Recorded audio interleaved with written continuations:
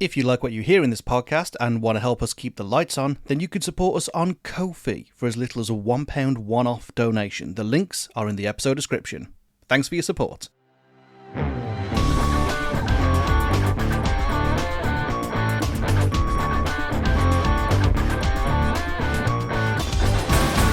This is Skipped, the podcast that tells you, in our opinion, which albums are truly unskippable and which ones belong in the skip. I'm Mike. I'm Rob. And this week, or today, I don't know what the upload schedule for this show is yet, we are taking a look at the debut album from Florence and the Machine, Lungs.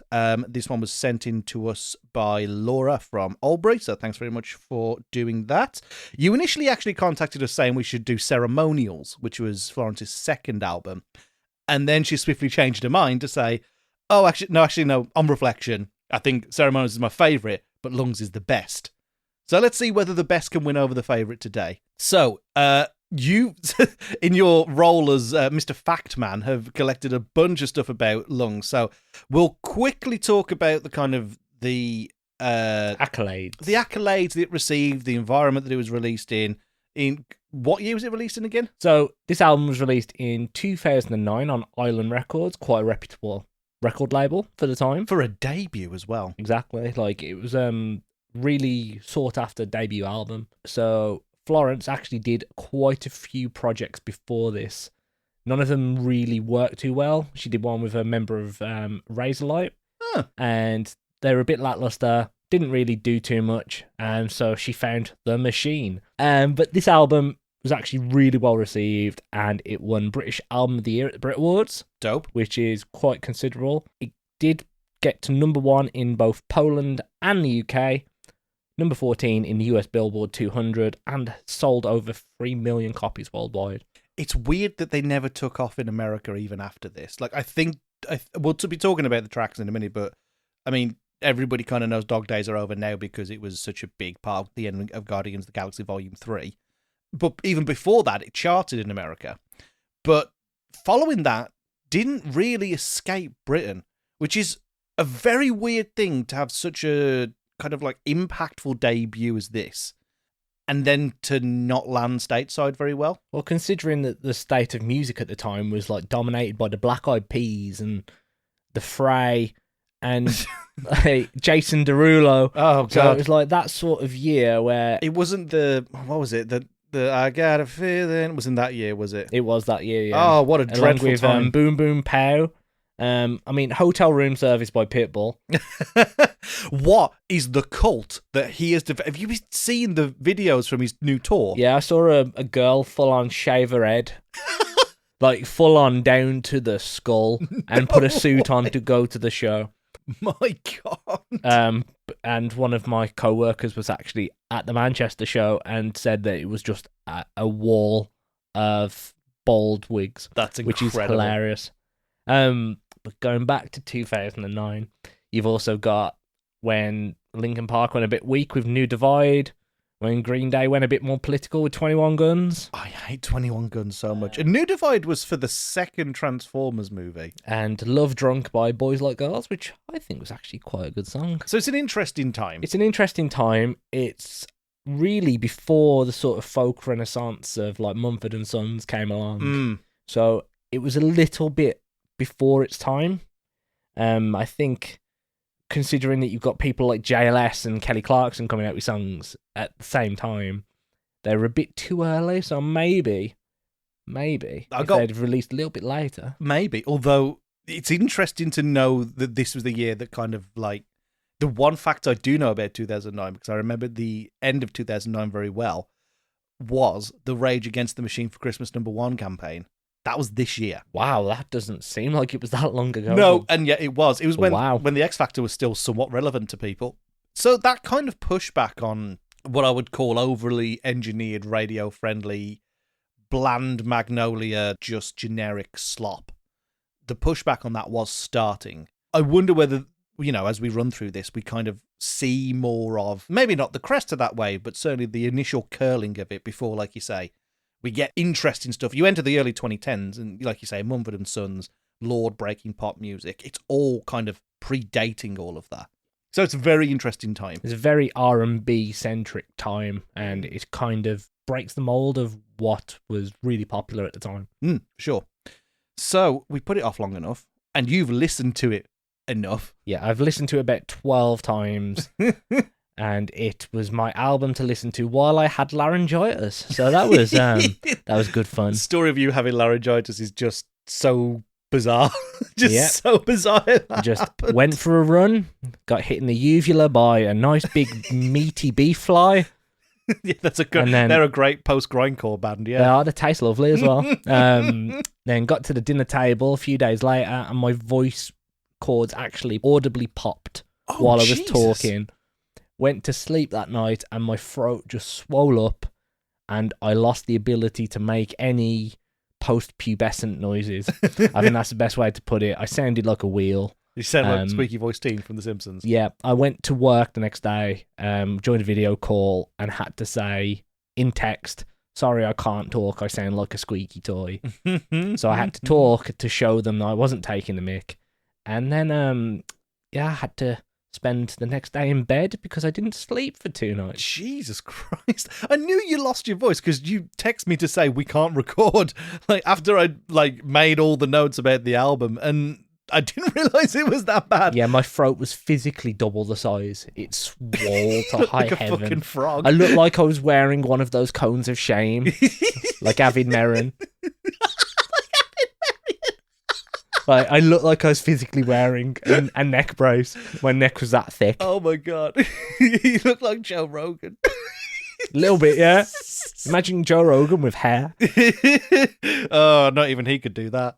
So yeah, this album's been on my Spotify for a while now. So I'm guessing that's because you didn't listen to it as it came out. No, I was not a Florence and the Machine fan. I don't think I was either. I think the first brush I had with her music would have been the Brit Awards. Not that I frequent the Brit Awards, but everyone was going mad for the mashup of one of the songs off this album and Dizzy Rascal. Yeah, I've read that. That I never got into.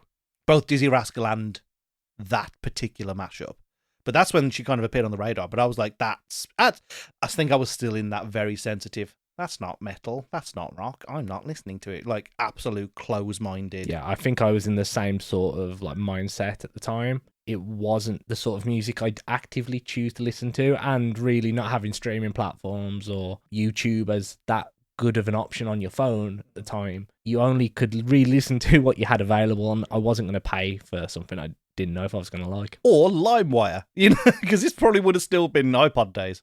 2009? That's post Arctic Monkeys, whatever people say I am. That's what I consider to be the absolute explosion of the iTunes era. Yeah. And it's after that, so yeah. I imagine a lot of people have this loaded on their iPods.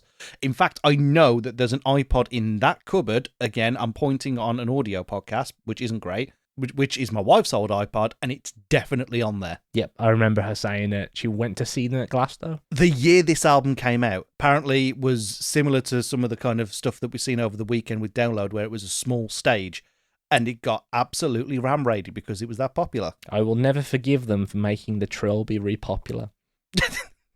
That's not Florence and the Machine's fault. That sort of era of indie girl, Tumblr, that sort of thing. Look. It was all at the same sort of time. They made Trilbies popular again. Correlation is not causation, but I will take your point. Let's start talking about the music then, because it's our first, well, it's not our first time hearing it now. We've listened to it a damn good couple of times, but it was our first experience with it and getting to know it. It kicks off with a banger. I will say that. Are we going track by track? What do you want to do? Do you want to do favourites? Do you want to go track by track? Hey? I think let's do favourites, but let me start you off with a really interesting but baffling fact. Go on. They released 6 singles from this album. I saw that when I was having a preliminary look at stuff on Wikipedia and stuff. 6 singles is a lot. 6 singles is a lot, and the most comical part for me is their highest chart from this album was a cover. Yep. The one that I think a lot of people mistake for being their own music, which is silly. Which is silly, considering there's been about 20 or 30 versions of this over the year. Oh, for sure. There's some huge club versions of this. I think it was LCD Sound System, did a version or someone like that. That wouldn't shock me. Like, I know there's been some huge covers of this in the past. I mean, the original song was huge. But, yeah, they got number 5 in the UK with You've Got the Love. Yeah, that feels like that was at number. That felt like it was on the radio a lot. It was. Back in the days that you actually used to listen to it. You know, back when the radio was relevant and you didn't sit listening to podcasts like ours, which I hope you are. So let's talk about your favourite track first then, since you've listened to it so much. Okay, so I am torn between 3 songs this time. 3? Yeah, which is rare for me. So Kiss with a Fist, which is very Kate Nash. Yeah, it is, isn't it? We'll talk about that in a minute. Then there's Cosmic Love, which is more of a stadium sounded song. And then Hurricane Drunk, which has got one of the best backing tunes off this entire album. Oh, for sure. That's quite the spread. We'll see if there's any overlap, because I think my absolute favourite is still... I say still. It's not like I've listened to this album before this podcast. Rabbit Heart, in parentheses, Raise It Up, is the one that it immediately connected. I think it's just got a lot of big layered sound. There's loads of room for the band to do their thing, and yet somehow above it all, and I think it's actually a thread for all the songs you've mentioned.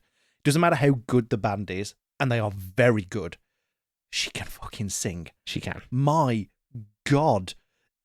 Especially in Rabbit Heart, the vocals are just completely commanding of your attention.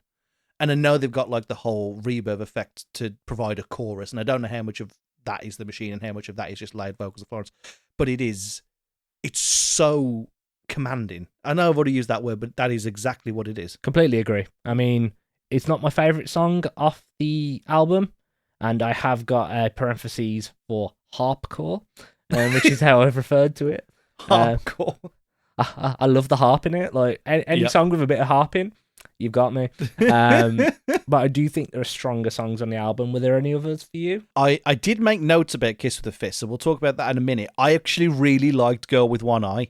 And actually, it's a testament to this album, because we're talking about things in it that feel stadium rocky, that feel folkish. This one feels like an early White Stripes song, like leaning into that old rhythm and blues, like that proper blues music.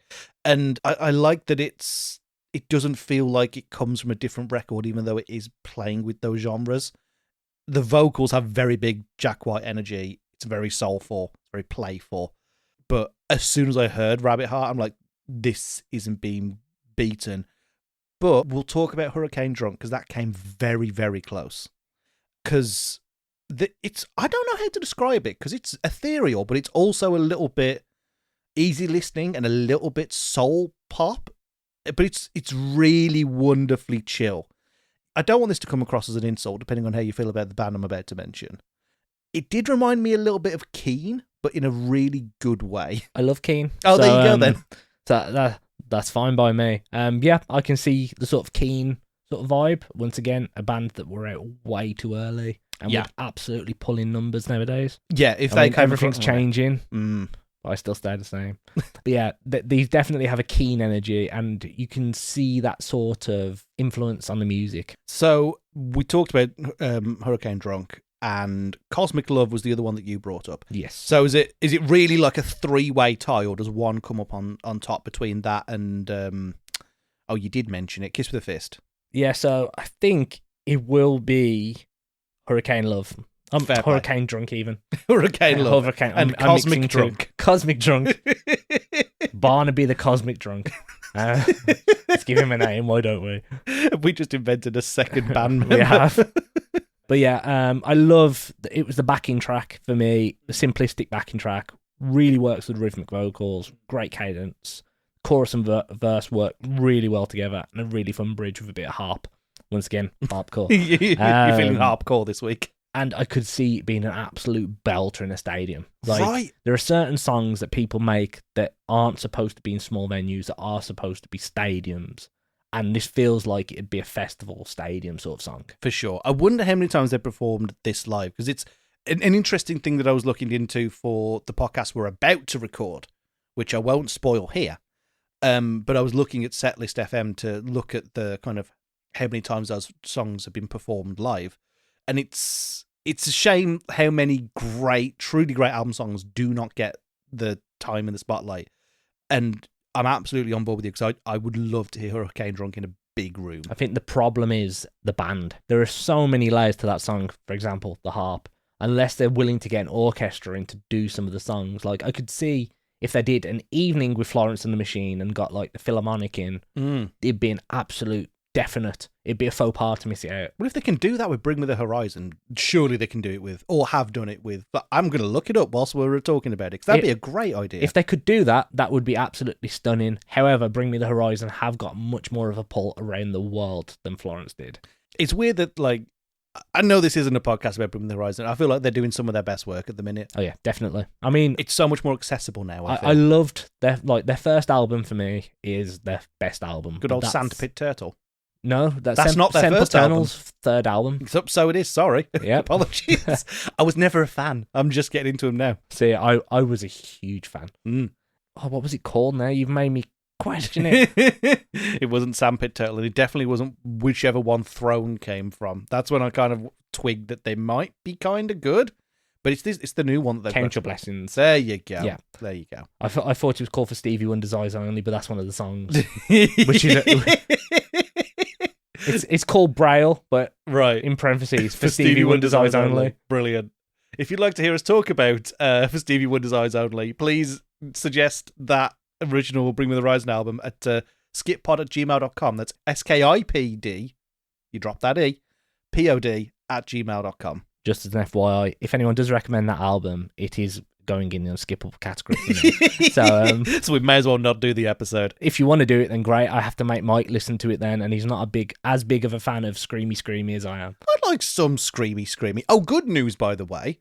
Florence and the Machine did release it's a CD and a vinyl. They did do Night at the Proms, and Hurricane Drunk is on that set list. I will definitely have a listen after recording this. Yeah, maybe after a while, so you don't have to listen to this album for 20 more times. It's more. It looks like it's pretty much just a remixed version of Lungs. Yes, Symphony of Lungs, BBC Proms at the Royal Albert Hall. It's just Lungs, but it makes sense because there's a lot of songs on this album that benefit from an orchestra. For sure, absolutely. And yeah, Hurricane Drunk is absolutely a highlight. I want to come back to Kiss with a Fist, actually, because this is the perfect transition into not the bad, but the ones where I'm like, does this need to be here? And I think you'd hit the nail on the head that this feels like a Kate Nash song. I feel like this... Now, I don't know much about the production history. I'm not going to pretend to be the history person here, right? But this feels like it comes from a completely different record. It feels like it comes from a completely different time in this band's songwriting. Some of the notes I made about it were, it's iconic, can't argue with that, but it doesn't gel with the kind of airy and ethereal feeling the rest of the album. What's a album? The album has made out of ham. The rockabilly indie guitar is perfectly serviceable, but I wouldn't say there's any complexity, which is what you do get on the rest of the record. And yet, it's not that I don't like people like Kate Nash and Laura Marling, but if I want that, they exist. Yeah. Don't feel like I need it on this record, but you obviously feel differently. Yeah, I really like the song. I love the storytelling aspect of it. I mean, I'm not behind violence in any way, but the actual song itself is just a fun listen. It's snappy, very vivid in your head, and it's really easy to remember. Do you think it's actually about some degree of domestic violence, or do you think that's more just because the lyrics are quite affrontive? It could be about domestic violence. It could be about anything really. Like, it could be just about a general scrap in the park after you've had a few too many special brews. Like, we'll never know unless we talk to Florence herself, or indeed the Machine. But I think that's more of a Florence-centric song rather than a Florence and Machine song. So I do agree with you there. But overall, I really enjoy it. I think it does have a place on the album more than some of the other songs. Interesting. One of which you have mentioned as one of your favourites. Oh no, you don't like Go With One Eye? No. Oh no, why not? It feels like a show tune from like the chiptune era. Like, it just generally feels like it's about to play her away, Billy, and like start absolutely blazing it on the piano. I think that's why I like it, though. It does feel very theatric. But the Machine is more of a folk style sort of thing. Sure. And I wouldn't say that chiptune piano and like that sort of sound is as reminiscent of the sort of folky, ethereal sort of sound. But I mean, I get it, but I do feel it is just more bluesy.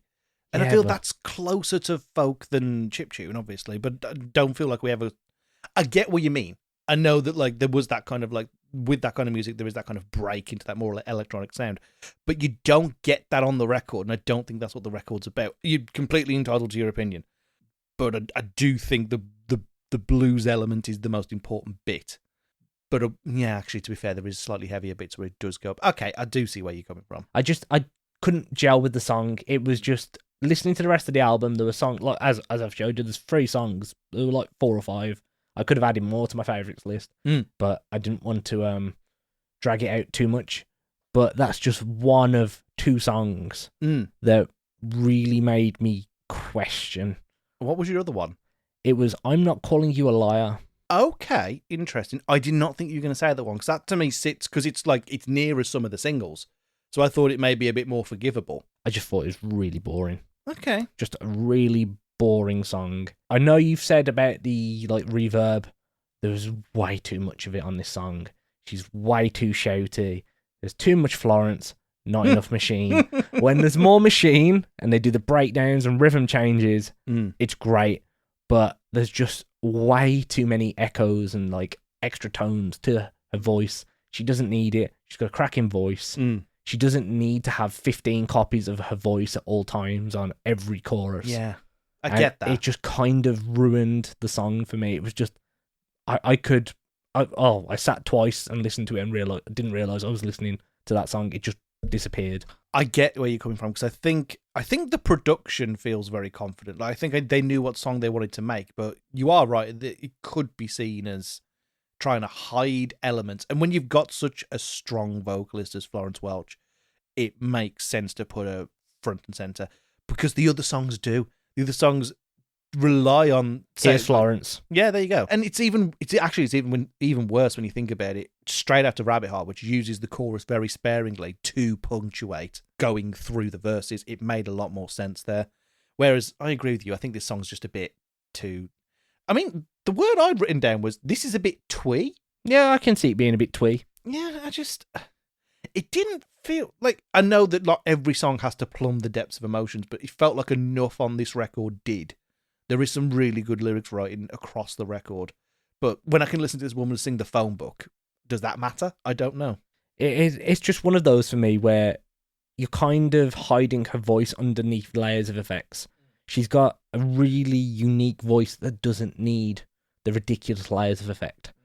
If she was a terrible singer, I can understand it. If she's like some of the like rock singers, male or female, they're out at the minute, where they've got incredible scream vocals but lackluster like singing vocals, I could understand it, hiding it under layers upon layer upon layer. But she doesn't need it. And the songs, if we had cuts without all the extra vocal effects, I think they'd be much better received. Yeah, I think that's completely fair. I'm going to levy the same complaint that you had about the song being boring to another song on the record, which is categorically, in my opinion, the worst one on the record. And that is My Boy Builds Coffins. I thought you'd say that one, to be honest. You know the kind of person I am. Here's the note that I wrote, and it's the only one where I've written anything actually powerfully negative. At this point, I'm wondering if Florence and the Machine model might be a bit stale.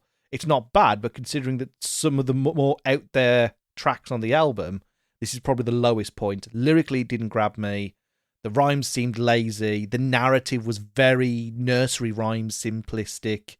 One of the other notes I made, which I'm only just now realizing that this is actually what makes the album so good. This song wasn't dark enough. There wasn't enough of this like hanging kind of like spirituality. Yeah, there was. It's not that everything has to be morose and depressive, but there is like a transcendent nature to the way that Florence writes about this, because she is, primarily the songwriter. Writes about the subjects of all these songs, and even Kiss with a Fist. If it is about domestic violence, it's very simplistic. If it isn't, it's found a very violent and emotive way to talk about squabbling.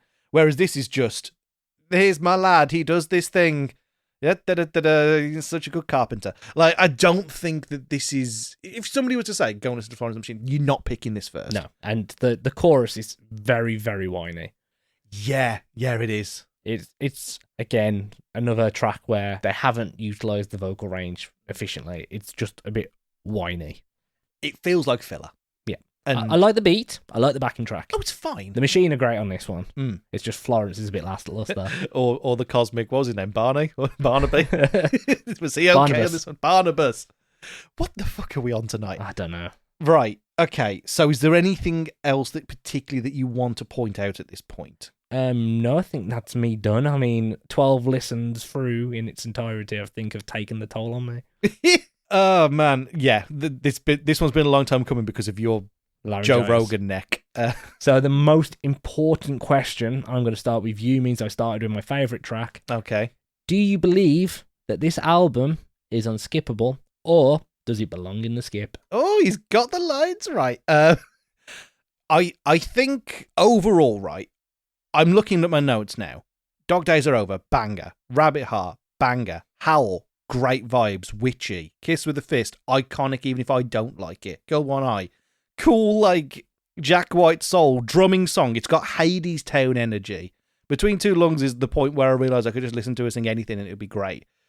I think even if My Boy Builds Coffins is boring, even if Blinding is just kind of there, and even if You Got the Love is overplayed, you have to listen to this at least once. You have to. I truly would recommend that anybody goes and just sit down at least one time, start to finish. Yeah, I completely agree. Totally go in unskippable, which completely shocked me. I thought I wasn't gonna, and I was completely won over in the space of this album. That's where my opinion differs. So I think I agree with you on the one listen, but I think after one listen, you'll have made up your mind whether there's tracks that you like on here or tracks that you would never want to listen to again. So it's unskippable with a caveat then? Yes. Ah. So I'd give it the one listen, but I think at some point during your listen, there are going to be songs that you would want to skip. I have two. And you've already said them, Girl with One Eye. Girl with One Eye, and I'm Not Calling You a Liar. The I'm Not Calling You a Liar is just so boring. It's just so boring. I get it. I feel that way about My Boy Builds Coffins so much. And like it was a struggle because I've done about 6 or 7 listens. And that is the only point where I struggle. I'm Not Calling You a Liar. I'm like, I can kind of vibe to it. I think it is. It's helped that it's sandwiched between Rabbit Heart and Howl, which are both fantastic. And that is not sandwiched between such strong... Then again it is, because it's shoved between Cosmic Love and Hurricane Drunk. This album's really good, guys. Like, I just think it deserves a little bit of love, even if just once. And you are right. You will find favourites. You will find ones that you want to bang out. And it's not going to be all of them. There are very few albums that are like that, but at least with that little caveat that you have to do it at least once, it is unskippable. Yep, I will give it to you this time. This can be your golden buzzer opportunity. This is. I was about to say this is my Panic at the Disco, but no, I also said that was unskippable as well. I was going to say, you put that one in the unskippable category, not me. I did that all myself. You're a big boy now. But this can be your golden buzzer opportunity to put it in the unskippable. I have no beef with it. There's just 2 songs that, for me, I would personally skip, but you need to at least give them one listen to make sure that you can form your own opinion of it. Just don't take it just from us. And yeah, congratulations, Laura. Your album has officially joined the Unskippable Wall of Fame. That's good. We should, it'd be totally pointless on an audio medium, but I'd love to get like the album arts of the ones that are unskippable and put them on the wall. Please do remember that it does have an asterisk at the end. That this is a one-time only deal. It's a little bit like, I don't know, like renting a video or something. Pretty much. I'm 33 years old. We used to rent videos. Good old Blockbuster.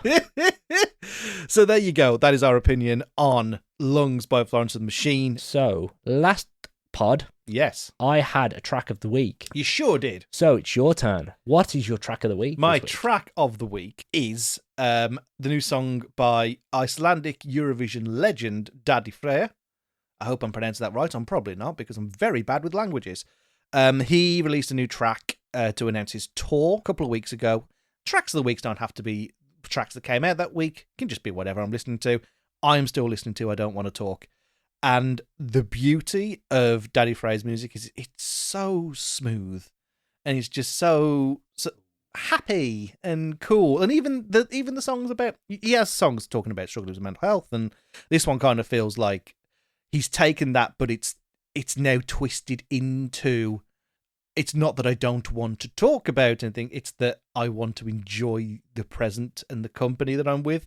He's got so many wholesome songs. I mean, both of his Eurovision entries were very wholesome. One about his recently born infant daughter, the other one about his wife of 10 years. Funny enough, called 10 Years. And I Don't Want to Talk kind of fits into that vein. And I implore you to watch the music video, because there's a big visual element that becomes immediately apparent that this person is going through something of an identity change at the moment.